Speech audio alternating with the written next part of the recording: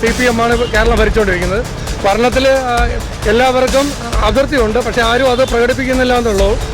ഒന്നെന്ന് വെച്ചാൽ ഹിന്ദുക്കളെ സംബന്ധിച്ചിടത്തോളം അത് നമുക്ക് ഏറ്റവും ഒരു വിശ്വാസം നഷ്ടപ്പെട്ടത് നമ്മൾ ശബരിമലയുമായി ബന്ധപ്പെട്ട്, അതുപോലെ നൂറുകണക്കിന് ക്ഷേത്രങ്ങളെ കൊള്ളയടിക്കുകയും ചെയ്ത സാഹചര്യത്തിൽ ഈ പാർട്ടി അടുത്ത ഭരണത്തിൽ വരാതിരിക്കുന്നതിനാണ് 100% ആൾക്കാരും മനസ്സുകൊണ്ട് ആഗ്രഹിക്കുന്നത്. കാര്യമാണ് ചെയ്യണത്.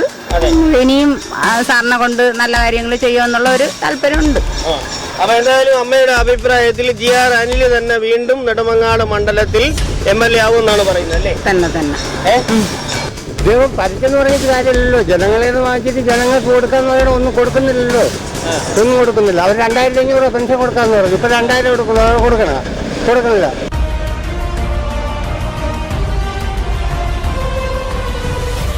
നമസ്കാരം. BMTV ന്യൂസിന്റെ ജനങ്ങളിലൂടെ എന്ന പ്രോഗ്രാമിലേക്ക് മാന്യ പ്രേക്ഷകർക്ക് സ്നേഹ സ്വാഗതം. ഇന്ന് ഞങ്ങൾ നിൽക്കുന്ന നെടുമങ്ങാട് നിയോജക മണ്ഡലത്തിലാണ്. മിന്നുന്ന തെരഞ്ഞെടുപ്പ് പ്രചരണങ്ങളാണ് ഇവിടെ നടന്നുകൊണ്ടിരിക്കുന്നത്, ഓരോ പാർട്ടിയുടെയും. നമ്മുടെ പ്രിയപ്പെട്ട ജനങ്ങളോട് ചോദിക്കാം, ആരായിരിക്കും ഇവിടെ ജയിക്കാൻ സാധ്യതയെന്ന്. ലോക്സഭാ ഇലക്ഷൻ ഇനി തൊട്ടടുത്തായല്ലേ? അതെ, ഇനി ഏതാനും ദിവസങ്ങൾ മാത്രമേ ഉള്ളൂ. നെടുമങ്ങാട് മണ്ഡലത്തിലെ വോട്ടറാണല്ലോ. അതെ, നെടുമങ്ങാട് മണ്ഡലത്തിന്റെയാണ്. ഉണ്ട്. ഓക്കെ. അപ്പൊ എന്തായാലും മൂന്ന് മുന്നണിയും ഉടുപ്പ് വെച്ചങ്ങനെ ഇരിക്കുകയാണ്. ആരാണ് ജയിക്കുമെന്നുള്ള പ്രതീക്ഷയിൽ ഇരിക്കുകയാണ്. എന്തായാലും ആരാണ് ഇവിടെ ജയിക്കാൻ കൂടുതൽ ചാൻസ് ഉള്ളത്? ഇവിടെ ഒരു പാർട്ടി ഏതായാലും ജയിക്കത്തുള്ളൂ. അതിൽ നമുക്കിപ്പോൾ BJPയുടെ കാൻഡിഡേറ്റ് ജയിക്കുമെന്നാണ് ഒരു 90% വിശ്വാസം. യുവരാജ് ഗോകുൽ നമ്മുടെ മണ്ഡലവുമായി ബന്ധപ്പെട്ട് നല്ല വർക്കുകൾ 2-3 വർഷക്കാലം കൊണ്ട് പൂർണ്ണമായി എല്ലാ പരിപാടികളിലും പങ്കെടുക്കുകയും എല്ലാ കാര്യങ്ങളിലും മുൻകൈ എടുത്ത് നിൽക്കുകയും ചെയ്യുന്നു. അതുകൊണ്ട് ഫസ്റ്റ് പ്രയോറിറ്റി എന്ന് പറയുന്നത് യുവരാജ് ഗോകുലാണ്. BJP സ്ഥാനാർത്ഥിയാണ്. അല്ലെ, BJP സ്ഥാനാർത്ഥിയെ നിർത്തിയതിൽ BJPക്കകത്ത് എന്തെങ്കിലും അസംതൃപ്തി പ്രത്യേകിച്ചുണ്ടോ? ഇല്ല, അത് പാർട്ടി ജില്ലാ ഘടകമാണ് തീരുമാനിക്കുന്നത്. സ്ഥാനാർത്ഥികളെ നിൽക്കുകയും ജില്ലാ ഘടകവും കേന്ദ്ര ഘടകവുമാണ്. അവർ നിശ്ചയിക്കുന്നതനുസരിച്ച് ആരെയാണോ പറയുന്നത് അവർക്ക് മാത്രമേ നിൽക്കാൻ കഴിയുകയുള്ളൂ. നമ്മളിന്നലെ LDFന്റെ പ്രവർത്തകരോട് ചോദിച്ചപ്പോൾ അവർ പറയുന്നതെന്ന് പറഞ്ഞാൽ 2ഉം 3ഉം പിടിക്കാൻ വേണ്ടിയാണ് BJPയും കോൺഗ്രസും സ്ഥാനാർത്ഥിയെ നിർത്തിയിരിക്കുന്നത് എന്നാണ്. അത് ശരിയാണോ? അങ്ങനെയല്ല. ഇതിലെ ഒരു സത്യാവസ്ഥ, ഇത്രയും വർഷക്കാലം CPM ആണ് കേരളം ഭരിച്ചുകൊണ്ടിരിക്കുന്നത്. ഭരണത്തിൽ എല്ലാവർക്കും അതിർത്തിയുണ്ട്, പക്ഷേ ആരും അത് പ്രകടിപ്പിക്കുന്നില്ല എന്നുള്ളൂ. ഒന്നെന്ന് വെച്ചാൽ ഹിന്ദുക്കളെ സംബന്ധിച്ചിടത്തോളം അത് നമുക്ക് ഏറ്റവും ഒരു വിശ്വാസം നഷ്ടപ്പെട്ടത് നമ്മൾ ശബരിമലയുമായി ബന്ധപ്പെട്ട്, അതുപോലെ നൂറുകണക്കിന് ക്ഷേത്രങ്ങളെ കൊള്ളയടിക്കുകയും ചെയ്ത സാഹചര്യത്തിൽ ഈ പാർട്ടി അടുത്ത ഭരണത്തിൽ വരാതിരിക്കുന്നതിനാണ് 100% ആൾക്കാരും മനസ്സുകൊണ്ട് ആഗ്രഹിക്കുന്നത്. അതോടൊപ്പം തന്നെ ഈ പിണറായി സർക്കാരിന്റെ കാലത്തുള്ള ഒരു വികസന പ്രവർത്തനങ്ങൾ എങ്ങനെ നല്ല രീതിയിൽ നടന്നോ, എന്താണ് അതിനെക്കുറിച്ച് പറയാൻ? വികസന പ്രവർത്തനം നടന്നു വെച്ചാൽ ഒരു 10% നടന്നു കാണും. ബാക്കി അത്രയും കൊള്ളയാണ് നടന്നിട്ടുള്ളത്. കാര്യം നമുക്കത് പച്ചയായി പറയുകയാണെങ്കിൽ നമ്മൾ ക്ഷേത്രങ്ങൾ, ശബരിമല ആയിക്കോട്ടെ അല്ലെങ്കിൽ ഗുരുവായൂരായിക്കോട്ടെ, നിരവധി ക്ഷേത്രങ്ങളുമായി ബന്ധപ്പെട്ട് കോടിക്കണക്കിന് രൂപയാണ് ഇവരുടെ ഭരണകാലത്ത് ദേവസ്വം ബോർഡും പാർട്ടിയും തമ്മിൽ കൊള്ളയടിച്ചുകൊണ്ട് പോയത്. അത് അനുവദിക്കാതിരിക്കുക. അതിപ്പം ഹിന്ദു ആണെങ്കിലും ക്രിസ്ത്യൻസ് ആണെങ്കിലും മുസ്ലിം ആണെങ്കിലും നമ്മുടെ കേരളം ആര് ഭരിച്ചാലും നന്നായി ഭരിക്കുക എന്നുള്ളതേ ഉള്ളൂ. ദേവാലയത്തിലോ അല്ലെങ്കിൽ ഒരു ക്രിസ്ത്യൻ ദേവാലയത്തിലോ പോയി 1 രൂപ നമ്മുടെ ഈ ദേവസ്വം ബോർഡിനോ അല്ലെങ്കിൽ നമ്മുടെ കേരളത്തിൻ്റെ ഇപ്പം മുഖ്യമന്ത്രി സ്ഥാനത്തിരിക്കുന്ന ആളിനോ ചെന്ന് അവിടെ നിന്ന് 1 രൂപ പോലും എടുക്കാൻ പറ്റില്ല.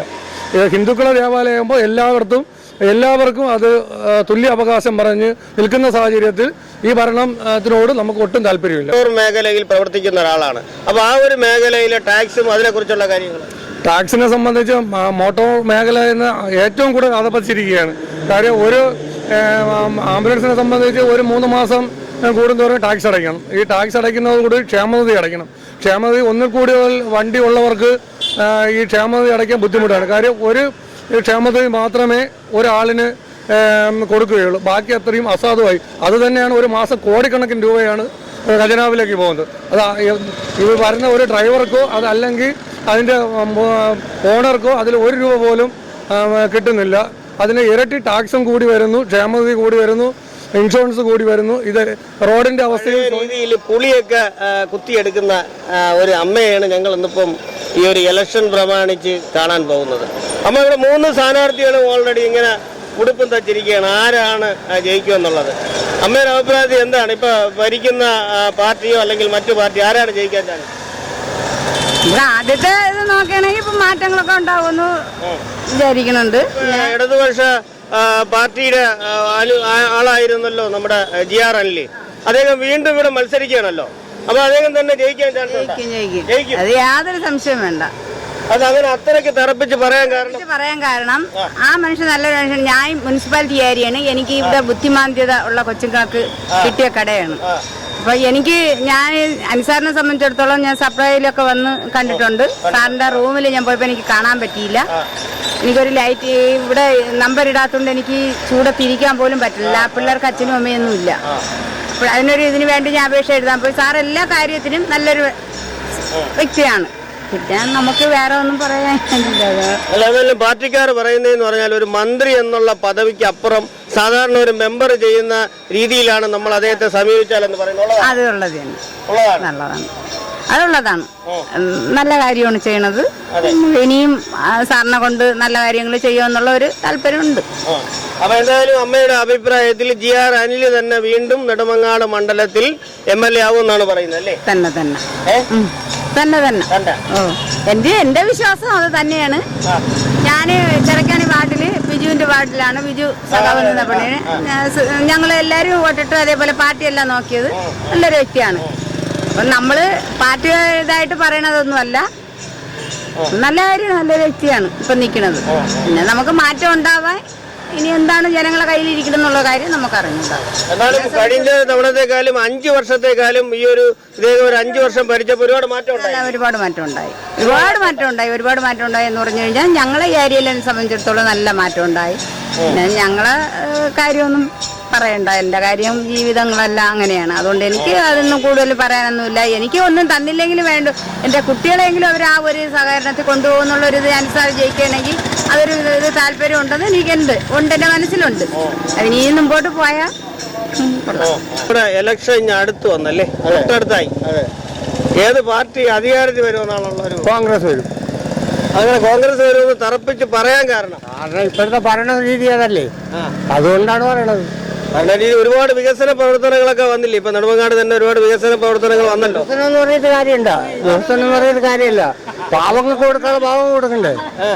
ഇപ്പൊ ഒരു മാറ്റം നിങ്ങളേതാ ചോദിച്ചാൽ പറയും. നിങ്ങളെ വീട്ടിൽ പോയി ചോദിക്കുക. അതിനാണ് നിങ്ങൾ ഈ പറഞ്ഞത് അല്ലല്ലേ? നിങ്ങൾ നമ്മളോട് അഭിപ്രായം ചെയ്യണത്. അങ്ങനെ അത് മുഖ്യമന്ത്രി അപ്പോ തെറ്റിയ ഒരു ഭാഗം എന്നാണ് അദ്ദേഹം പറയുന്നത്. എന്തായാലും വീണ്ടും കോൺഗ്രസ് വരുമെന്നാണോ പറയുന്നത്? അതെ. അങ്ങനെ ഭരണം മാറി വരണമെങ്കിലല്ലേ ജീവിതത്തിൽ പണ്ടക്കനല്ലേ വന്നിട്ടിരുന്നത്. പണ്ടങ്ങനെയാണ്. ഒരു കാലത്ത് ഒരു പാർട്ടി ഭരിക്കും, ഒരു കാലത്ത് മറ്റേ പാർട്ടി ഭരിക്കും. അങ്ങനെയാണ് കാരണം വന്നുകൊണ്ടിരിക്കുന്നത്. എന്തായാലും നമ്മുടെ ഉമ്മൻചാണ്ടി ഭരിക്കുന്ന അതേ അതിനേക്കാളും നല്ലതാണോ പിണറായിയുടെ ഭരണം? അല്ല. ഉമ്മൻചാണ്ടിയുടെ കാലത്തുള്ള ഭരണം അത് വേറെ, ഇത് വേറെ. അതങ്ങനെ പറയാൻ കാരണം എന്താണ്? ഇപ്പൊ ഇദ്ദേഹം ഭരിക്കല്ലേ? ഇദ്ദേഹം ഭരിച്ചെന്ന് പറഞ്ഞിട്ട് കാര്യമില്ലല്ലോ. ജനങ്ങളെ വാങ്ങിച്ചിട്ട് ജനങ്ങൾക്ക് കൊടുക്കാന്ന് പറയണ ഒന്നും കൊടുക്കുന്നില്ലല്ലോ. ഒന്നും കൊടുക്കുന്നില്ല. അവർ 2500 പെൻഷൻ കൊടുക്കാന്ന് പറഞ്ഞു. ഇപ്പൊ 2000 കൊടുക്കണില്ല. പിന്നെ എനിക്ക് 68 വയസ്സായി, എനിക്ക് പെൻഷൻ ഇല്ല. 68 വയസ്സായി, എനിക്ക് പെൻഷൻ ഇല്ല. അതോടൊപ്പം തന്നെ നമ്മുടെ ആരോഗ്യ മേഖലയൊക്കെ നല്ല അടിപൊളിയായിട്ടല്ലേ പോണം? ആരോഗ്യ മേഖലയിൽ വീണ ജോർജിനെ കണ്ടില്ലേ? ഇങ്ങനെ ഒരു പാർട്ടിയിലെ ഇടയിൽ നിന്ന് കയറിയിട്ട് കഴുത്തി കൂടെ അങ്ങനെ പിടിച്ചോണ്ട് പറഞ്ഞത്. അതിൽ യഥാർത്ഥത്തിൽ സത്യമുള്ള വല്ല കാര്യമാണ്? യഥാർത്ഥത്തിലുള്ളതല്ലേ നിങ്ങൾ പറയൂ. നിങ്ങൾ ഇതിപ്പോ പരസ്യം ചെയ്ത് നിങ്ങൾ ഉള്ളതേ പറയുള്ളൂ. അതേ ഉള്ളൂ. അപ്പൊ എന്തായാലും നമ്മുടെ ഈ നെടുമങ്ങാട് കോൺഗ്രസ് തന്നെ അധികാരത്തിൽ വരുമെന്നാണ് പറയുന്നത് അല്ലേ? മൊത്തത്തിൽ വരും. എത്ര സീറ്റ് കിട്ടും? നമുക്കൊരു 120 സീറ്റ് പ്രതീക്ഷ. അത് 140 ഉള്ളു. അതെ, 120 സീറ്റും പ്രതീക്ഷ.